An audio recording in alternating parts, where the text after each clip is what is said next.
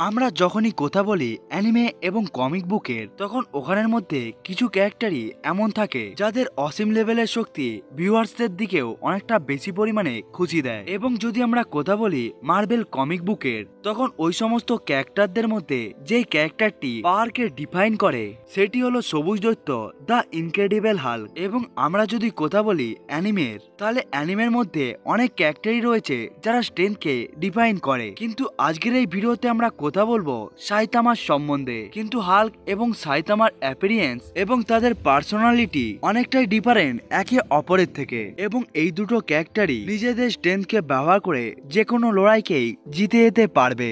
এই দুটো ক্যারেক্টারের স্ট্রেংথ ইমমেজারেবল হয়ে থাকে। সাইতামার পাওয়ারের লিমিটকে এখনো পর্যন্ত অ্যানিমের মধ্যে দেখানো হয়নি। এবং অন্যদিকে হাল্ক হলো একটি বিস্ট। কমিকের মধ্যে হাল্কের মতো স্ট্রেংথ অনেক কম লেভেলের ক্যারেক্টারদের কাছেই রয়েছে। বন্ধুরা, আজকের এই ভিডিওতে আমরা জানার চেষ্টা করব, যদি হাল্কের সাথে সাইতামার লড়াই হয় তখন ওই লড়াইকে কে জিতবে। বন্ধুরা, আমরা এই দুটো ক্যারেক্টারেরই অ্যাডভান্টেজ এবং ডিসঅ্যাডভান্টেজকে নিয়ে কথা বলবো, যেগুলোকে এরা হোল্ড করে একে অপরের বিরুদ্ধে। চলুন বন্ধুরা, ভিডিওটাকে শুরু করা যাক। বন্ধুরা, ভিডিওটাকে শুরু করার আগে আমি আপনাদেরকে বলে দিই যে আপনারা যদি এই চ্যানেলে নতুন এসে থাকেন তাহলে চ্যানেলটাকে সাবস্ক্রাইব করবেন এবং ভিডিওটা ভালো লাগলে লাইক করতেও ভুলবেন না। সাইতামা এবং হাল্ক এই দুটো ক্যারেক্টারই নিজের ইউনিভার্সের শক্তিশালী শত্রুদেরকে নিজেদের শুধুমাত্র ফিজিক্যাল ফর্মকে ব্যবহার করে হারিয়ে দিয়েছিল। বন্ধুরা, এখানে হাল্কেও আমাদের কম ভাবা উচিত নয়। হ্যাঁ, এটা সত্য যে ওয়ান পাঞ্চ ম্যান অ্যানিমের মধ্যে সাইতামা সমস্ত প্রকার শত্রুদেরকে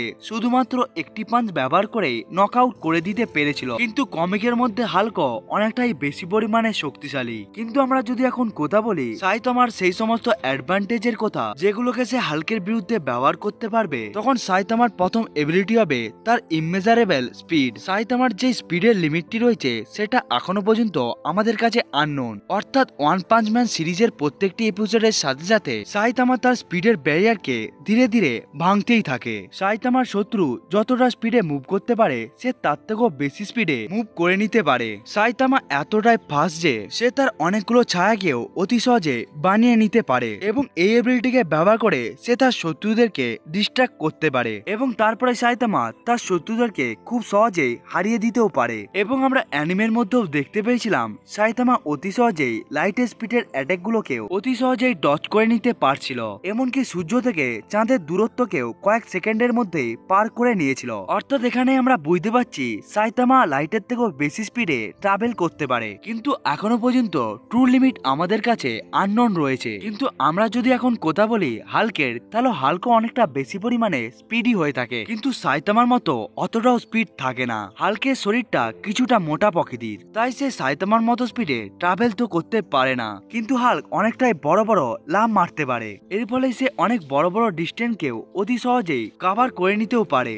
এবং একবার কমিকের মধ্যে হাল্ক শুধুমাত্র একটা লাফ দিয়েই পৃথিবীর অরবিট থেকে বাইরে চলে গিয়েছিল। কিন্তু এরপরেও সাইতামা স্পিড হাল্কের বিরুদ্ধে লড়াই করার সময় তাকে অনেকটাই বেশি পরিমাণে সাহায্য করবে। হাল্কের কাছেও একটি বড় অ্যাডভান্টেজ রয়েছে, সেটি হলো হাল্কের রিজেনারেশন এবিলিটি। সাইতামা যদি খুব কম সময়ের মধ্যে হাল্কের উপর অনেকগুলো পাঞ্চ করেও দেয়, তখনও হাল্ক খুব কম সময়ের মধ্যে নিজেকে হিল করে নিতে পারবে। পুরো মার্বেল ইউনিভার্সের মধ্যে হাল্কের রিজেনারেশন এবিলিটি অনেকটাই ভালো হয়ে থাকে, কিন্তু এখনো পর্যন্ত সাইতামা এই সমস্ত এবিলিটিকে এখনো শো করায়নি। কিন্তু হাল্ক এই সমস্ত এবিলিটি গুলোকে কমিকের মধ্যে অনেকটাই বেশি পরিমাণে ব্যবহার করেছে। এটাও বলা যেতে পারে সাইতামার শত্রুরা এখনো সাইতামাকে সেইভাবে ইনজার্ট করতে পারেনি, যার ফলে সাইতামা আবার নিজেকে হিল করতে থাকবে। কিন্তু হাল্কের কাছে থাকা এই এবিলিটি সাইতামার বিরুদ্ধে লড়াই করার সময় তাকে অনেকটাই বেশি পরিমাণে সাহায্য করবে। এসব ছাড়াও সাইতামা এয়ার ম্যানিপুলেশনও করতে পারে। অর্থাৎ সাইতামা এতটাই হার্ড পাঞ্চ করে এবং এতটাই স্পিডে পাঞ্চ করে যে যার ফলে সে এয়ারকেও ম্যানিপুলেট করতে পারে। ফিস্ট ফাইটে সাইতামার কোনো প্রকার জবাব নেই। এতটা তো বলাই যেতে পারে সাইতামার পাঞ্চগুলো হাল্কে অনেকটাই বেশি পরিমাণে হিট করবে। কিন্তু হাল্ক অনেকটাই বেশি পরিমাণে পাওয়ারফুল এবং হাল্ক যতটা বেশি পরিমাণে রেগে যেতে থাকে তখন হাল্ক ততটাই বেশি পরিমাণে শক্তিশালী এবং ডিউরেবল হতে থাকে। অর্থাৎ হাল্ক যতটা বেশি পরিমাণে রাগতে থাকবে তখন সে তার লিমিটকে ততটাই বেশি পরিমাণে ব্রেক করতে থাকবে। এবং আপনারা যদি হাল্কের স্ট্রেংথের সম্বন্ধে না জেনে থাকেন তাহলে আমি আপনাদেরকে বলে দিই যে প্ল্যানেট কমিক হাল্কের মধ্যে হাল্ক শুধুমাত্র নিজের হাতকে ব্যবহার করে প্ল্যানেটের কোরকে একেবারে ধরে নিয়েছিল এবং টেকটনিক প্লেটকেও একেবারে জুড়ে রেখে দিয়েছিল যাতে প্ল্যানেটটি ডিস্ট্রয় না হতে পারে। আপনারা নিজেরাই চিন্তা করতে পারেন হাল্ক টেকটনিক প্লেটকে নিজের হাতে তুলে নিয়েছিল। এমনটাই নয়, হাল্ক একবার এতটাই বেশি পরিমাণে রেগে গিয়েছিল যার ফলে সে ওয়াল ব্রেকার হাল্কেও পরিবর্তন হয়ে গিয়েছিল, যেটি হাল্কের সব থেকে পাওয়ারফুল ফর্মদের মধ্যে একটি। এবং এই ফর্মে হাল্ক এসে যাওয়ার পর শুধুমাত্র চলাফেরা করে পুরো নিউ ইয়র্ক শহরকে ধ্বংস করে দিয়েছিল। এবং এখান থেকে আপনারা চিন্তা করতে পারেন শুধুমাত্র চলাফেরা করেই। এবং একবার কমিকের মধ্যে হাল্ক টাইমকে পর্যন্ত পাঞ্চ করে দিয়েছিল এবং যখন সে ক্যাং অফ দ্য কনকোয়ারের হেল্প করেছিল এবং ক্যাং যখন তাকে টাইম স্টিমে পাঠিয়েছিল তখন সে টাইম স্টর্মকে শুধুমাত্র পাঞ্চ করে আটকে রেখে দিয়েছিল। এখান থেকে আপনারা বুঝতে পারছেন হাল্ক কতটা বেশি পাওয়ারফুল কমিকের মধ্যে। এবং এটাতেও কোনো সন্দেহ নেই যে হাল্কের পাঞ্চগুলোও সাইতামাকেও অনেকটা বেশি পরিমাণে ইনজেক্ট করে দিতে পারবে, কারণ কমিকের মধ্যে আমরা হাল্কের পাওয়ারকে তো বুঝেই গিয়েছি, কিন্তু সাইতামাও অনেকটা বেশি পরিমাণে পাওয়ারফুল। এখনো পর্যন্ত সাইতামা তার অ্যানিমের মধ্যে কোনো প্রকার অপোনেন্টকে সেই রকম পায়নি যে তাদেরকে একটি ট্রু চ্যালেঞ্জ দিতে পারবে। সাইতামার স্পিড, স্ট্যামিনা, স্ট্রেংথ লিমিটলেস দেখানো হয়েছে অ্যানিমের মধ্যে এবং এখনো পর্যন্ত আমরা সাইতামার লিমিটকে জানতেও পারিনি। তাই সাইতামার ট্রু পাওয়ার এখনো আমাদের কাছে আননোন রয়েছে।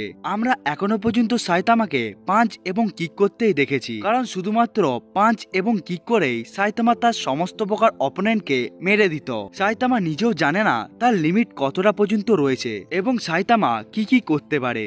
এবং সাইতামার স্পিড, স্ট্যামিনা এবং স্ট্রেংথকে ছাড়া এখনো কিছুই দেখানো হয়নি। তাই আগে কি হয়তো সাইতামার পাওয়ার এবং এবিলিটিকে আমরা দেখতে পাবো। কিন্তু এবার জানা যাক যদি হাল্কের সাথে সাইতামার লড়াই হয় তখন ওই লড়াইকে কে জিতবে। বন্ধুরা, আমার মতে যদি একটি নর্মাল হাল্কের সাথে সাইতামার লড়াই হয় তখন সাইতামা অতি সহজেই হাল্ককে হারিয়ে দিতে পারবে। কিন্তু হাল্কের যদি সবথেকে শক্তিশালী ভার্সন অর্থাৎ ইমমর্টাল হাল্ক এবং ওয়াল ব্রেকার হাল্কের সাথে লড়াই হয় তখন হাল্কের সাথে সাইতামার লড়াই অনেকক্ষণ ধরেই চলতে থাকবে, কিন্তু লড়াইয়ের শেষে হাল্ক ওই লড়াইকে জিতে যাবে। বন্ধুরা, এটা তো ছিল আমার ওপিনিয়ন। আপনার কি মনে হয় কমেন্ট করে বলতে ভুলবেন না। বন্ধুরা, আজকের ভিডিওটা এতটা পর্যন্তই। দেখা হচ্ছে অন্য একটি ভিডিওতে, ততক্ষণের জন্য বাই বাই।